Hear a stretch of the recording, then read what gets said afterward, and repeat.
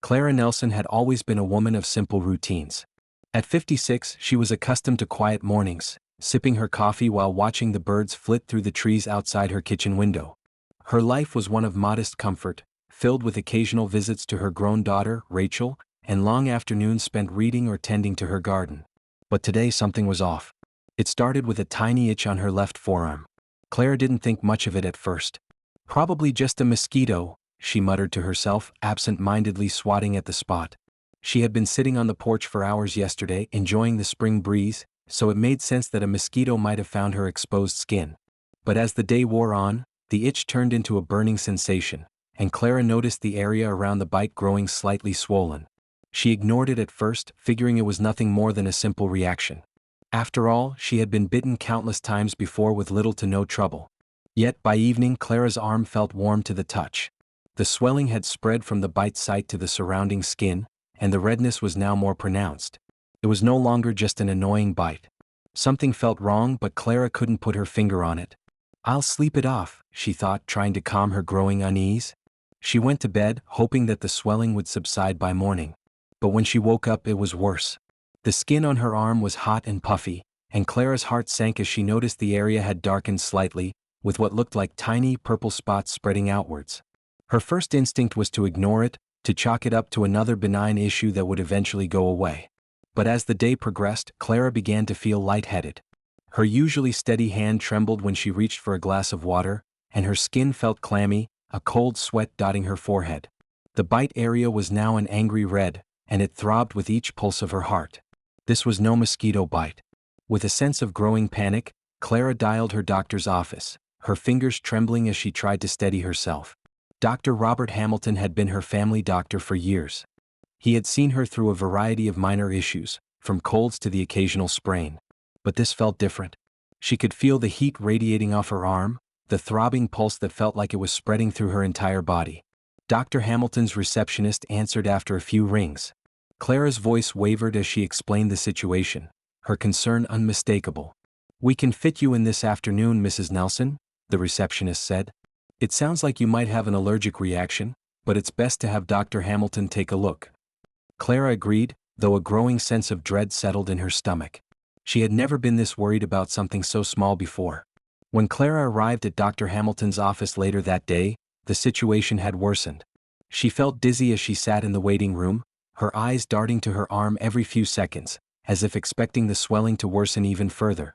The receptionist led her back to an exam room, and soon Dr. Hamilton walked in, his usual calm demeanor now replaced with a hint of concern. "Mrs. Nelson," he said, giving her arm a quick, cautious glance. "What exactly happened?" Clara explained everything: the initial bite, the swelling, the heat, the dizziness. Dr. Hamilton listened intently, his brow furrowing as he gently palpated the swollen area. He murmured. "This isn't a typical insect bite reaction. I'm going to take a closer look." He asked Clara a series of questions. Had she been exposed to any unusual insects? Was she allergic to anything? Was there any chance it could be a spider bite? Clara couldn't think of any answers that seemed to fit. She hadn't been around any exotic insects, and there was no history of severe allergic reactions in her past. As Dr. Hamilton examined the area more thoroughly, Clara felt a surge of panic rise in her chest.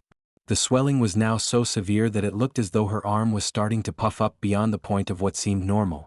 The purple spots had spread, and her skin was stretching unnaturally.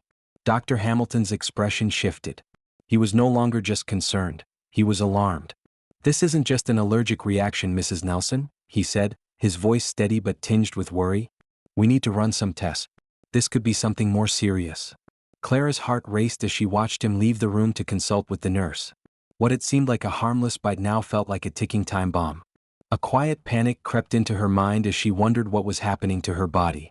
Dr. Robert Hamilton's office had always been a place of reassurance for Clara. Over the years, she had become familiar with the sterile scent of antiseptic and the soft hum of fluorescent lights. Today, however, the atmosphere felt different. The cool, clinical surroundings did little to calm her rising anxiety. She sat stiffly on the exam table, her swollen arm resting in her lap, still throbbing with discomfort. The dull ache had grown more intense, and now the pain seemed to travel beyond her arm, creeping across her chest and neck. Each beat of her heart pulsed painfully through her entire body. The door creaked open and Dr. Hamilton re-entered the room, his face tight with concern. He wasn't his usual calm, reassuring self. His eyes lingered on Clara's arm as he pulled on a fresh pair of gloves, his demeanor more focused than ever. "Mrs. Nelson," he began, speaking in a calm but firm tone, "I need to ask you a few more questions. Please don't worry, I'm here to help, but we need to get to the bottom of this." Clara nodded, her throat dry. She felt a sinking sensation in the pit of her stomach, as though she were falling into an abyss of uncertainty. What had seemed like a simple irritation hours ago had now escalated into something much more serious. Dr. Hamilton took a deep breath before speaking again. "I'm going to conduct a thorough examination and run a few tests. I want to rule out any possible infections, venomous bites, or allergic reactions that might be causing this." Clara felt a sense of dread settle over her, the weight of his words hanging in the air. He quickly began his examination, carefully feeling the swollen area of her arm and inspecting the tiny purple spots. His fingers pressed against the skin lightly, but Clara couldn't help but wince from the pressure. "What do you think it is?" she asked, her voice shaking despite her efforts to stay composed. She couldn't hide the fear in her voice any longer. "I can't say for sure yet," Dr. Hamilton replied, his brow furrowing as he noted the swelling. "But the redness, the swelling, and the discoloration around the bite suggest it might be more than just an insect bite. There's a possibility that something else is causing this, and we need to figure out exactly what that is." Clara swallowed hard, struggling to maintain her composure. She had never been one to overreact, but the situation was beginning to feel out of her control. "I've been feeling so lightheaded and nauseous," Clara admitted, her voice barely above a whisper. "And the bite, it's getting worse. I don't know what's happening." "I understand," Dr. Hamilton said, his tone softening. He placed a reassuring hand on her shoulder. "The dizziness, combined with the swelling, is concerning. We'll get to the bottom of it, I promise." He turned to Nurse Lisa Grayson, who had been standing by the door, ready to assist. "Lisa, please prep for blood work and start in 4-line. I want to get a full set of labs on her, including a culture to check for any infections." Lisa nodded and quickly went to gather the necessary supplies. Dr. Hamilton stayed by Clara's side, keeping a close eye on her condition. Clara tried to remain calm as the nurse gently placed the needle into her arm, taking blood samples. The process felt slow, each second stretching out like an eternity. "Dr. Hamilton, what could be causing this?" Clara asked, her voice small, almost afraid of the answer. "I can't say for certain yet," Dr. Hamilton replied, his expression a mixture of concern and curiosity. "But we're going to test for several things: bacterial infections, spider venom, and allergic reactions. We'll also check for any signs of systemic involvement. The way this is spreading, it's more than just a simple bite. It might be something more serious." Clara closed her eyes, trying to focus on his words. Spider venom? That thought sent a shiver down her spine. She had never seen a spider in her house, let alone encountered one that could cause something like this. But what if it wasn't an insect bite at all? What if it was something else entirely? Minutes passed, though to Clara it felt like hours. The pain in her arm continued to intensify, a burning sensation that seemed to radiate from deep within her tissues. She could feel the pulse of her heart in her arm, her breath shallow as she tried to steady herself. Dr. Hamilton glanced at her, his face grim. "We'll get you to the lab for further testing. I'll be right here, so don't worry. We need to act quickly." Before Clara could respond, Nurse Lisa returned, holding a small tray with a syringe and a blood collection kit. She was all business, but Clara couldn't help but notice the way she kept looking at her arm with a hint of concern in her eyes. As Lisa prepared the 4-line and collected the necessary samples, Clara's mind raced. How had this happened? Was it a spider bite? A rare infection? Or something far more insidious? With the blood work in progress, Dr. Hamilton left the room briefly to consult with his colleagues. Clara sat there in silence, the faint hum of the fluorescent lights above the only sound in the otherwise sterile room. She couldn't help but wonder what was happening to her body, and whether she would ever feel normal again. A few minutes later, Dr. Hamilton returned with a furrowed brow. "I've spoken with a specialist," he said, his voice tinged with worry. "We'll need to transfer you to the hospital immediately. I'm not going to take any chances. The swelling and symptoms are worrying. We're going to need advanced imaging and more intensive care." Clara felt a wave of panic flood through her. She had always been the strong one, the one who took care of herself. But this was beyond her control. She could feel the tears welling up in her eyes, but she blinked them back, determined not to cry in front of Dr. Hamilton. The sterile quiet of the exam room was interrupted only by the faint clicking of Dr. Hamilton's pen as he reviewed the results from Clara's blood work. His brow furrowed as he looked over the charts, his fingers tapping rhythmically against the paper. Clara's mind was racing, the burning pain in her arm throbbing with each beat of her heart. She had been in this office for over an hour now, and nothing had brought her any closer to an answer. She had started to feel a sense of urgency deep in her chest, like something was slipping out of her control, and she didn't know how to stop it. Dr. Hamilton glanced at Clara before turning to Nurse Lisa, who had just returned from preparing the blood samples for the lab. "Lisa," he said quietly, his voice steady but laced with a hint of worry, "I need you to take these results straight to Dr. Reed. It's urgent." Nurse Lisa's eyes widened slightly. She nodded quickly and walked out of the room, but Clara could feel the shift in the air. It wasn't a good sign. Dr. Hamilton turned his attention back to Clara. His face was still calm, but Clara could see the concern in his eyes. It made her insides twist with unease. "Clara," Dr. Hamilton began, his voice calm but direct, "I'm afraid we've discovered something that doesn't quite fit with what we initially thought. This isn't just a simple insect bite. What we're dealing with here is much more serious." Clara felt a cold chill creep over her. Her breath caught in her throat as she tried to process his words. "What do you mean, Dr. Hamilton?" she asked, her voice barely above a whisper. "What's happening to me?" Dr. Hamilton sat down across from her, pulling his chair closer. "I've seen cases like this before, but never with such a fast onset. Based on the blood work, we believe you've been bitten by a species of spider that produces a venom capable of causing systemic reactions. This venom is rare, and it's affecting your body in ways that we can't fully explain yet.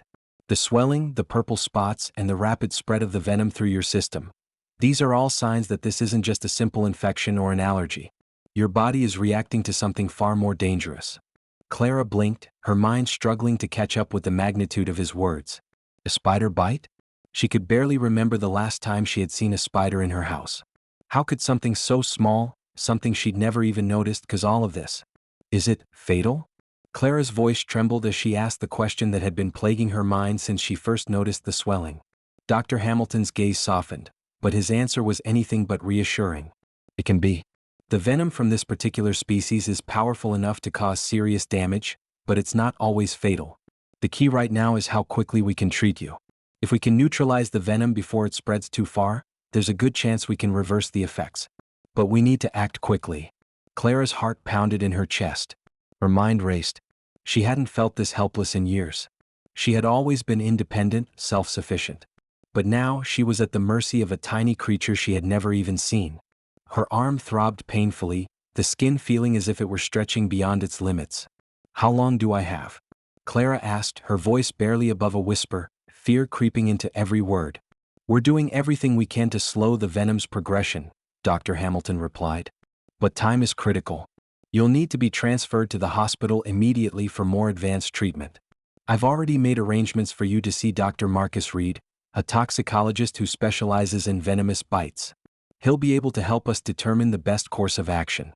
The words toxicologist and advanced treatment hung in the air, each one increasing the pressure on Clara's chest. She felt a wave of panic rising within her. This wasn't just an annoying bite, this was something that could kill her. Dr. Hamilton must have sensed the wave of panic overtaking Clara, because he placed a hand on hers, his grip gentle but firm. "We're going to get you through this, Clara. You're in good hands," he reassured her. "I know this is terrifying, but you need to stay calm. We're going to get you to the hospital, and we're going to make sure you're treated properly." Clara nodded, though her mind was anything but calm. She had so many questions, so many fears, but she couldn't voice them all. Instead, she focused on the immediate need to get to the hospital, to find out what would happen next. She could feel her heart pounding harder in her chest, the adrenaline coursing through her veins as the reality of the situation sank in. A moment later, Nurse Lisa returned, this time accompanied by Dr. Marcus Reed, the toxicologist. Dr. Reed was a tall, composed man in his early 40s, his sharp eyes assessing Clara with a level of detachment that was both comforting and unnerving. "Mrs. Nelson," Dr. Reed said in a calm, authoritative voice, "we're going to take care of you. I've reviewed the initial findings, and I believe we need to administer an antidote right away to begin neutralizing the venom. The sooner we start treatment, the better." Clara opened her mouth to speak, but the words caught in her throat. Her head swam with confusion and fear. Was she really going to survive this? Dr. Reed continued, his voice unwavering. We're going to start in 4 drip with anti-venom, and we'll monitor your condition closely. If the venom continues to spread, we may need to escalate treatment. But I believe you have a strong chance of recovery if we act now. Thank you, Clara whispered, though her voice was barely audible. She couldn't find the strength to say anything more, but her heart was filled with gratitude for the team that was now working tirelessly to save her. As Dr. Reed and Nurse Lisa began preparing the 4 drip, Clara closed her eyes, her mind racing. The fear was still there, gnawing at her insides, but she clung to the hope that these skilled doctors could save her. The ride to the hospital was a blur. Clara could feel her body growing weaker with every passing second. The 4 drip in her arm provided a steady flow of fluids, but it felt like a lifeline slipping through her fingers. Her vision blurred, and the cold sweat that had formed on her forehead began to trickle down the sides of her face.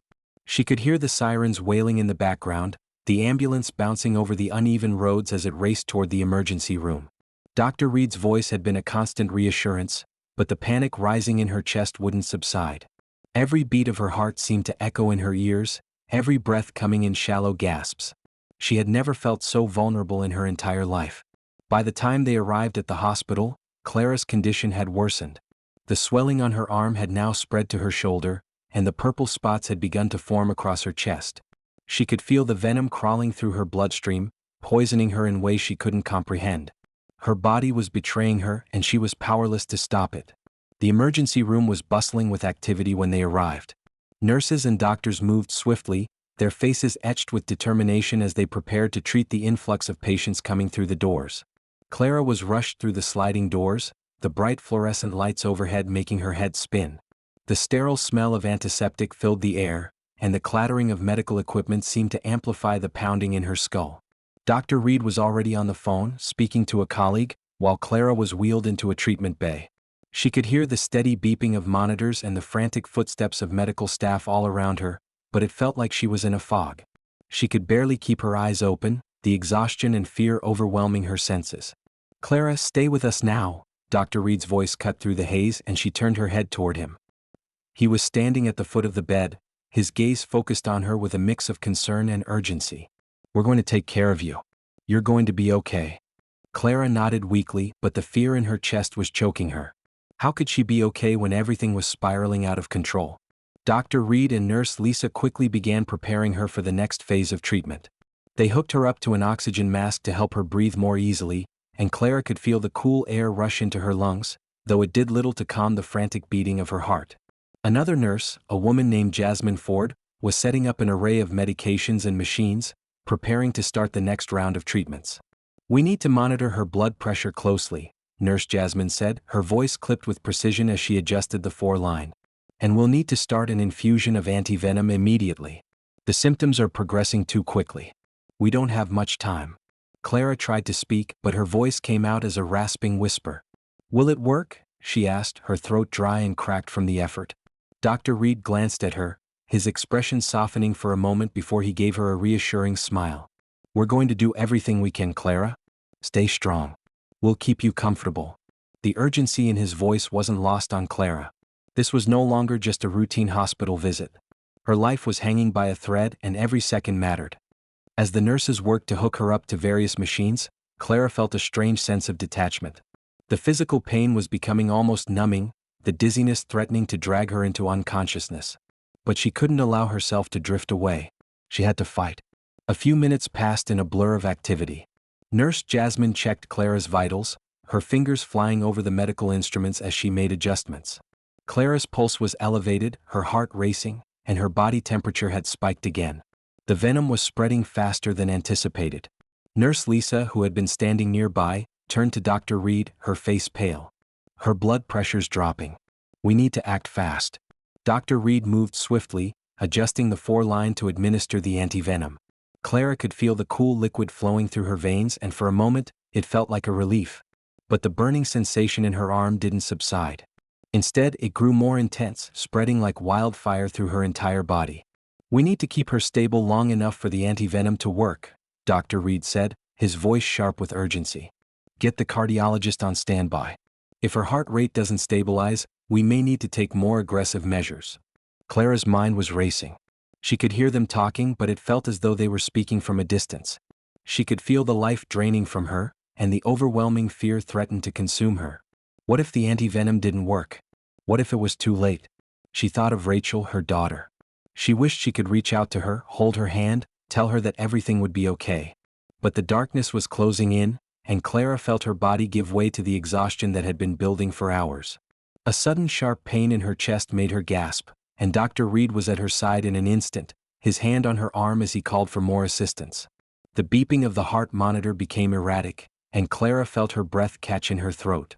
She could hear the panic in their voices now, but it was as if she were underwater, the sounds muffled, distant. "Clara, stay with us," Dr. Reed shouted, but his words felt like they came from a far-off place. She could barely focus on his face, his eyes wide with concern as he held her hand. Her world was spinning. The tension in the emergency room was palpable. Clara's condition was deteriorating at an alarming rate. The beeping of the heart monitor, once steady, had become irregular, sending a wave of anxiety through the room. The nurses were moving in sync, their hands steady despite the chaos, but Clara could feel herself slipping.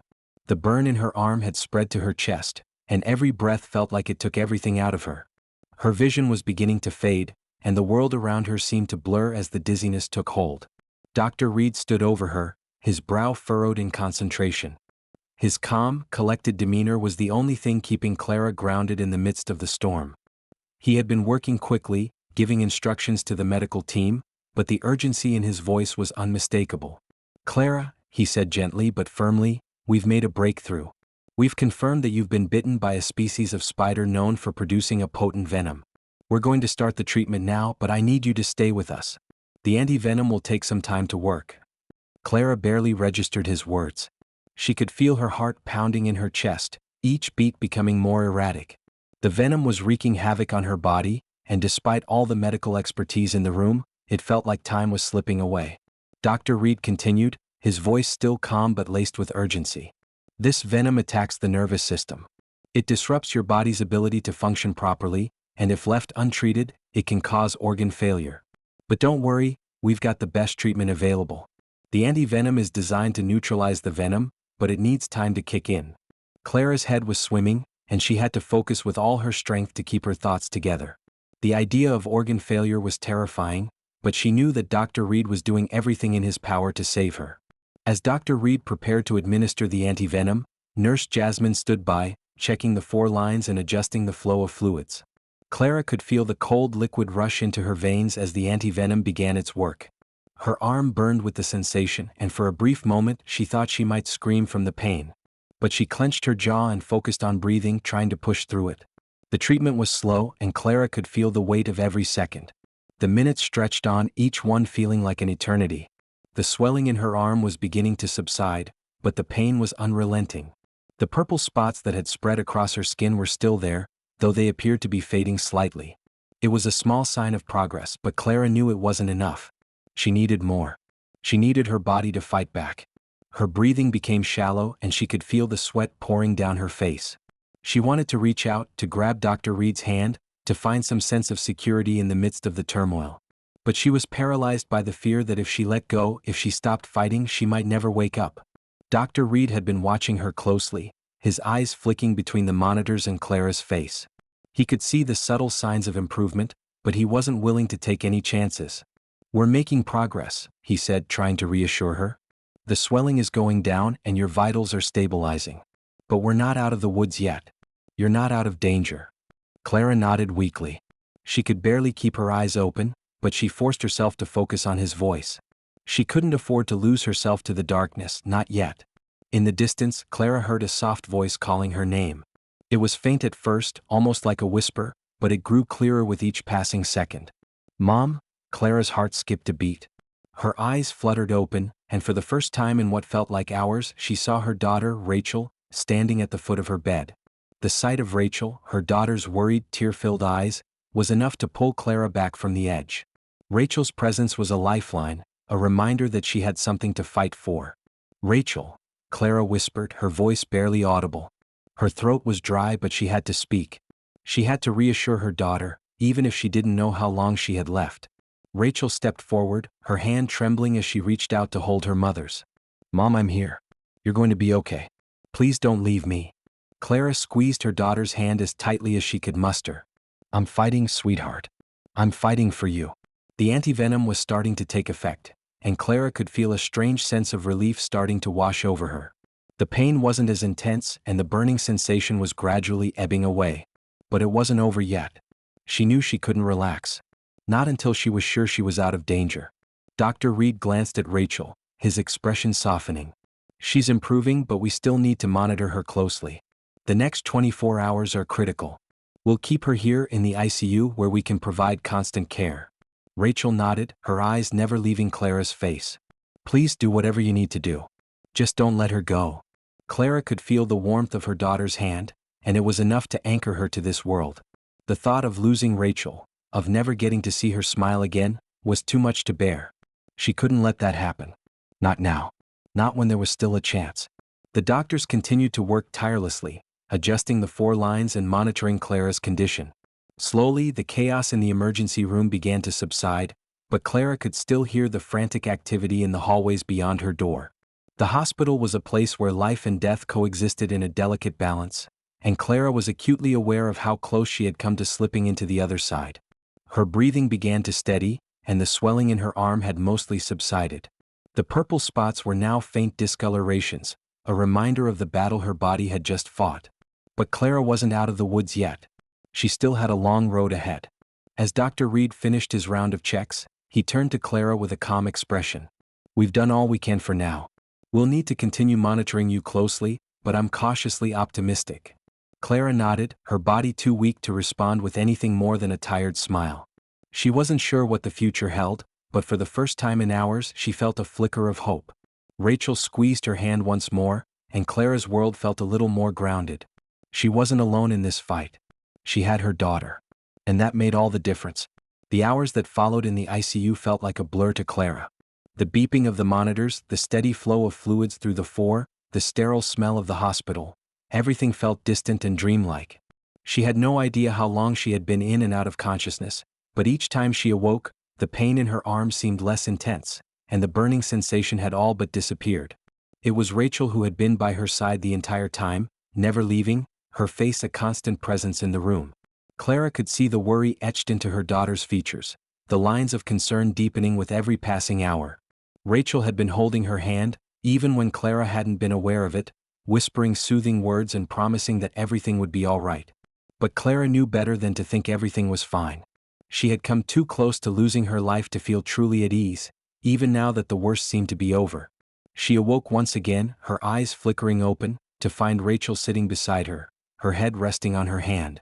Clara could hear the faint murmur of voices outside the room, and she slowly turned her head to find Dr. Reed standing near the doorway, speaking to Nurse Jasmine. The sight of him made her heart skip a beat. He had been the one to keep her alive. His steady hands, his quick thinking, his determination to save her. She didn't know if she could ever fully express her gratitude, but she would try. Dr. Reed, Clara whispered, her voice hoarse, her throat dry from the long hours of silence. She hadn't spoken much, too weak to form words, but she wanted to acknowledge him now. Did it work? Am I going to be okay? Dr. Reed turned and saw her awake, his face softening with relief. Clara, he said, his voice warm, you're awake. And yes, you're going to be okay. The antivenom worked and your body has started to recover. We've been monitoring you closely, but your vitals are stabilizing. The swelling has mostly gone down, and the purple spots on your skin are fading. Clara tried to process his words, but the exhaustion still lingered in her bones. Her eyes fluttered, struggling to stay open as the weight of the situation pressed in on her.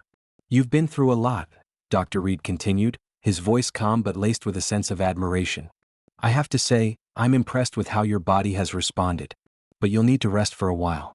Your immune system is still recovering from the shock, and we need to make sure you regain your strength. Clara nodded, feeling a mix of gratitude and relief. The worst of it was over. But she knew she wasn't out of the woods just yet. There was still a long road ahead, one that would take time, patience, and care. As she lay there, Rachel leaned forward and kissed her forehead. Mom, I'm so glad you're awake. You scared me half to death.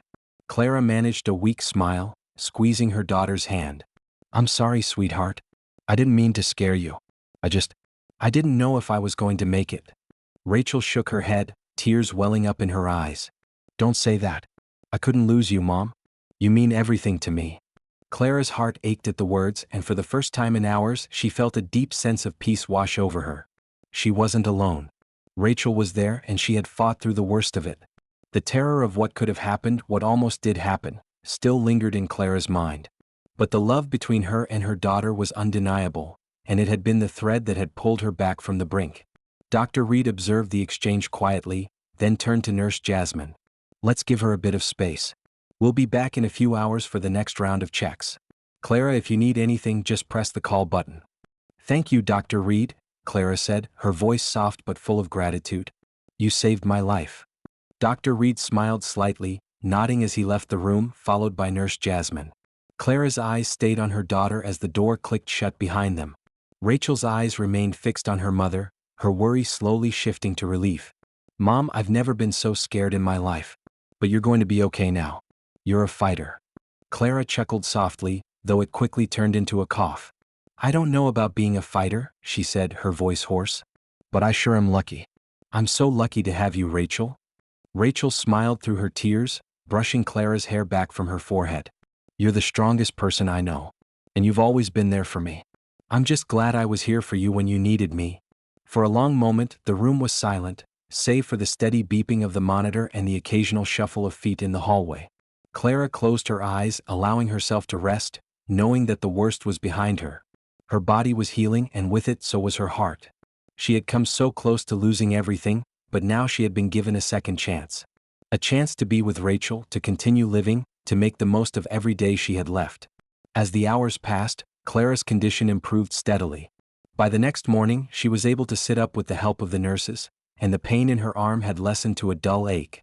The doctors continued to monitor her closely, but the worst of the danger had passed.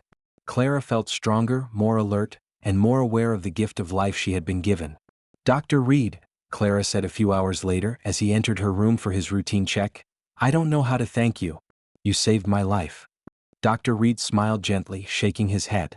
You don't have to thank me, Clara. You were the one who fought through it. You're a survivor.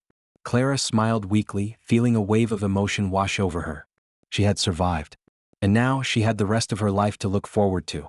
A second chance to live, to love, and to cherish every precious moment she had.